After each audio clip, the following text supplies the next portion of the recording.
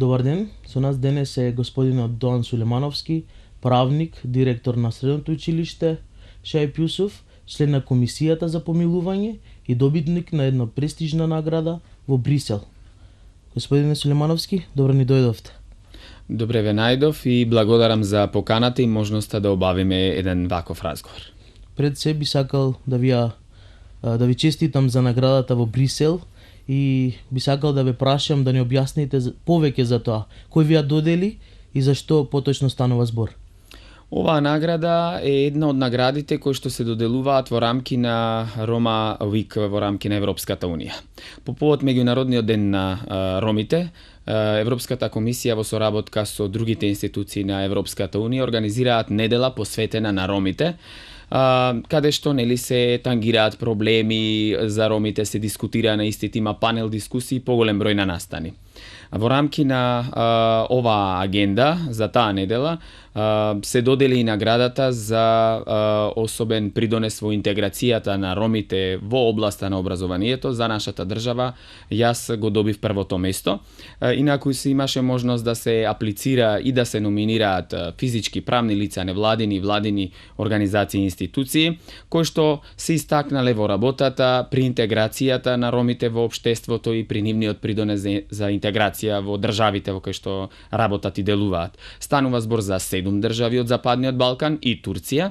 Јас го добив првото место за придонес во интеграцијата на ромите во областа на образованието за нашата држава. Господине Сулемановски, вашата биографија е импресивна. Би сакале да ни кажете кој беше вашиот мотив кон успехот? Секој почеток е тежок. Моите почетоци започнуваат во родното место во Прилеп. По завршувањето на моето средно образование доаѓам да студирам во Скопје и тука останувам. Значи студирав на правниот факултет при ФОН универзитет како стипендиста, а потоа магистрирав на областа казнено материјално право на правниот факултет Јустинијан I во Скопје и моментално сум на трет циклус на студии, докторски студии од областа на казненото право, повторно на правниот факултет Јустинијан I во Скопје. Патот е тежок, генерално потекнувам од едно просечно семејство, каде што ни мајката, ни таткото ми се од високо образование, но тоа не значело дека љубовта кон науката, особено кон правото, би зависела од тие моменти, од таквото окружување. Па по завршувањето на студиите имав можност да се вработам во првото училиште средно отворено на територија на Шуто Оризарија, тоа е средното училиште Шаип Јусуф. Се вработив како наставник по правни предмети, па потоа во истото училиште дојдов и директор и потоа се некако спонтано си дојде. Во меѓувреме искористив прилика да положам и правосуден испит и гледав и лично да се надоградувам и професионално, но и да бидам корисен во заедницата. Дознавме дека сте дел и од Комисијата за помилување. Ке може ли да не објасните какво тело тоа е во државата и каква е вашата улога? Да, председателот на државата формира различни помошни постојани и привремени тела кои што со уставот и со законите му се овозможени и предвидени. Јас ја имав честа председателката на нашата држава, професорката Гордана Силјановска-Давкова, да ме именува како еден од членовите во Комисијата за помилување. И тоа за мене представува особена чест и задоволство, покрај тоа со ова и председателката можеби покажа дека за прв пат интегрира во едно вакво тело и млада личност, но и ром. И морам да напоменам не само поради тоа што ром, најверојатно бидејќи други параметри од областа на правната материја и работата што се работи таму биле пресудни. Особено мојата научна посветеност, истражување и работа на докторската дисертација од областа на казненото право, претходно положениот правосуден испит и моето искуство на правни работи биле пресудно, бидејќи пред се за генерално учество во работата на вакви тела и генерално во институциите, етничката заедница не треба да биде предзнак, туку квалитетот и професионалноста. Спомнавте дека сте и директор на средно училиште. Би можело за тоа нешто да ни објасните? Како е да се биде директор, како управувате со училиштето, со професорите, учениците?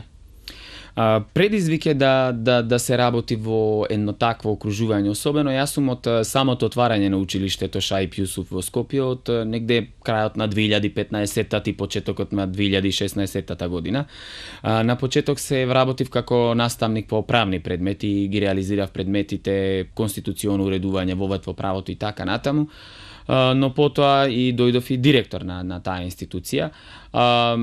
Дилема беше дали да си продолжам со правничкото работење надвор од образование, да се занимавам со адвокатура или во некои други институции, или да продолжам во воспитно-образовниот процес.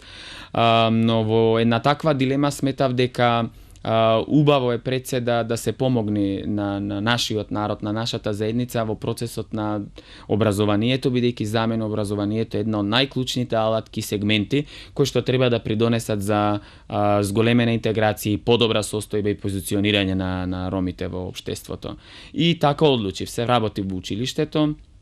И еве веќе кога училиштето влегува во 10 години од неговото постоење, можеме да забележиме голем број на генерации кои што успешно завршиле, се запишале во високото образование и продолжиле успешно. Верувам дека во следниот период учениците кои што поминале низ образовниот процес од нашето училиште ќе бидат клучни двигатели на општествените промени и ќе бидат еден од клучните фактори за промена на наративот, на генерално лошата слика, на сите искривени перцепции, да ги наречам стереотипи, предрасуди и нееднаков третман на ромите во нашата држава и пошироко. Со какви предизвици се соочуваат младите, поготово младите роми и вие како училиште, како се справувате со тие предизвици? Видете, интеграцијата е двостран процес, општествен процес, каде што е потребно волја, желба од повеќе страни, не од една. Интеграција сам со себе не може да се прави. Интеграција со сегрегација, себе исклучување не може да се прави. Тоа значи дека потребна е добра волја, добра соработка, подадена рака и не само маркетиншки клаузули на заедничко живење во заедничко општество, а генерално нашата држава на моменти може би наликува на бинационална држава, бидејќи секогаш кога се спомнуваат етничките заедници, пред се мисли на првата и најголема етничка заедница, а другите се некако на маргините изоставени. Не можеме да кажеме дека состојбите се толку лоши како во почетокот, нели, од 90-тите години. Има подобрување на ромската заедница во поглед на поголем број од областите на општественото делување, особено во образованието, но некои од општествените сфери се уште тапкаат на место и е потребно пред се и голема волја на власта, но и свесност на самото население и политичките лидери и застапници за подобро ефективно креирање на политики и нивно застапување. Понатаму не можеме да кажеме дека интеграцијата во целост е остварена ако имаме ние до ден денес предизвици и проблеми со остварување на основните човекови права и слободи. Генерално во нашата држава тоа можеби е проблем заедно со корупцијата генерално на целото население, но особено кога станува збор за маргинализираните групи, тука треба да имаме посензитивен пристап, бидејќи станува збор за луѓе, групи, поединци кои што не тргнуваат од една иста основа и база како и другите луѓе во државата. И тоа не значи дека треба само да се сожалуваат, туку реално да се интегрираат. Така да генерално проблемите се нееднаков третман, и тоа не само во образованието. Ние имаме во заштитата на човековите права и слободи, во полициските постапки, во судските постапки, во домувањето, во различни сфери, во инфраструктурата и така натаму. Ние ден денес имаме одредени области каде што ромите живеат во одредени градови од државата во субстандардни услови, со немање на вода, канализација, современ пат, чиста еколошка средина, да не го дискутирам тоа. Имаме деца на улица за кои што центрите за социјална работа недоволно се згрижиле да подадат рака, имаат и недоволно да работат со тие родители. Така да имаме еден генерален проблем и ако сакаме да зборуваме дека или да констатираме дека ромите веќе немаат проблем со интеграцијата, да, можеби немаат пречки во процесот на интеграција, но предизвици и проблеми во процесот на интеграција и тоа како се видливи во различни општествени сфери. Да. Ке може ли вие да ни објасните дали во текот на вашето студирање, во текот низ вашиот цело патување до сега каде што стигнавте, дали имавте вие некои предизвици, која е вашата визија, вашата инспирација? Видете, генерално во помалите градови надвор од Скопје некаде е поизразено дискриминирањето, да кажам, или нееднаквиот третман, а некаде не. Се зависи па некогаш и од индивидуата. Колку е, кажав и на почеток, процесот на интеграција е двостран процес и треба волја и од едната и од другата страна.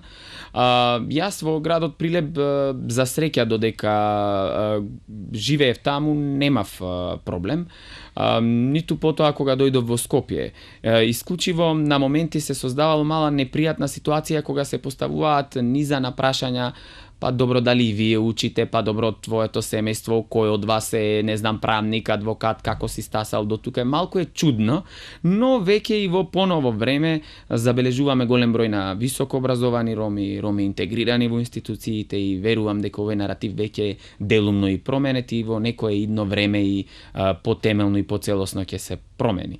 Лично јас немав некој искуство, особено пред некој период кога се вратив дома во родното место, требаше да посетам одреден јавен базен, и имаше одредена несакана ситуација, но благодарение на функционалноста барем во овој момент и во овој мој случај, Комисијата за заштита и спречување од дискриминација утврди дискриминација и ете како една сатисфакција тоа ми укажа дека има надеж и верба во функционалноста на системот во државата. Инаку генерално сум се справувал со ваквите предизвици, не сум дозволувал до толку ригидна форма да ми се појавуваат, а и генерално еве и како наставник и претходно, мислам и директор сега во училиштето, не дозволувам вакви состојби на нееднаков третман, дискриминација. Будно го следам овој процес и реагирам и не само кон ромската заедница. Имаме ние дискриминација по различни основи, возраст, здравствен проблем, социјална припадност, економски статус и така натаму. Генерално треба македонското општество да изгради имунитет и еднаш за секогаш да сватиме дека не треба да ги потенцираме разликите, туку треба заеднички да ги славиме и гледаме како една заедничка слика. Интересна е поставеноста на правните механизми за заштита на генерално и на човековите права, но и за реагирање на при процесот или при момент на дискриминација. Знаете, некако се преплетени надлежностите и па дури и законските одредби.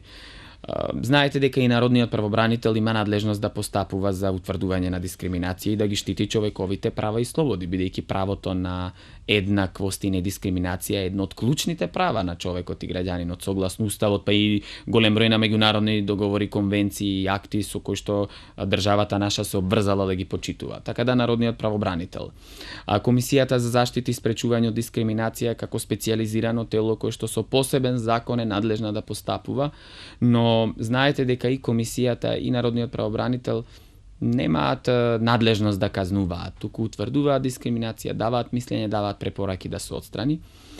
Убаво е да ги поттикнеме граѓаните да размислуваат и на можноста за судските постапки, значи тужба за заштита од дискриминација, во која што граѓанскиот суд би требало да одлучува. Иако граѓанските судови кај нас се уште немаат некоја установена здрава, убава, опсежна и длабока судска пракса како би ја утврдиле дискриминацијата, а не па и штетата од настаната дискриминација, но ете и судот како опција постои.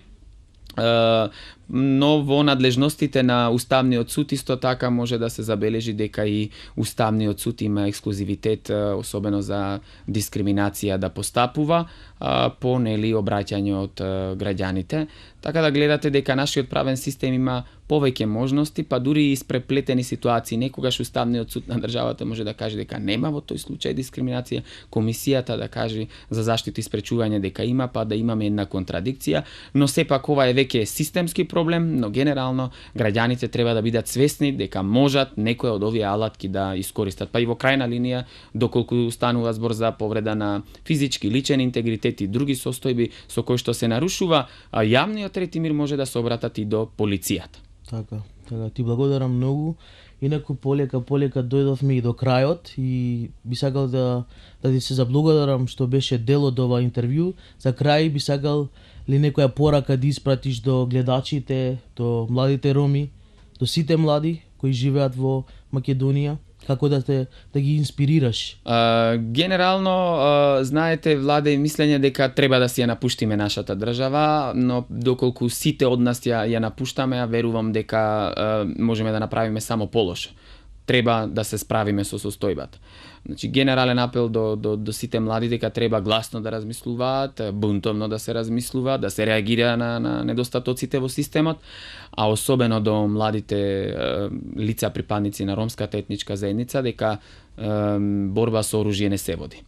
Борба со знаење, борба со пенкало, и само така се прават видливи проблемите во општеството, само така се градат лидери, застапници на ромското прашање и така на еден подолг временски период ќе се постигне успешна интеграција на ромите. Образованието пред се, тоа е клучната порака. Така е, ти благодарам многу, толку беше од нас и се надевам дека ќе се видиме во друга прилика.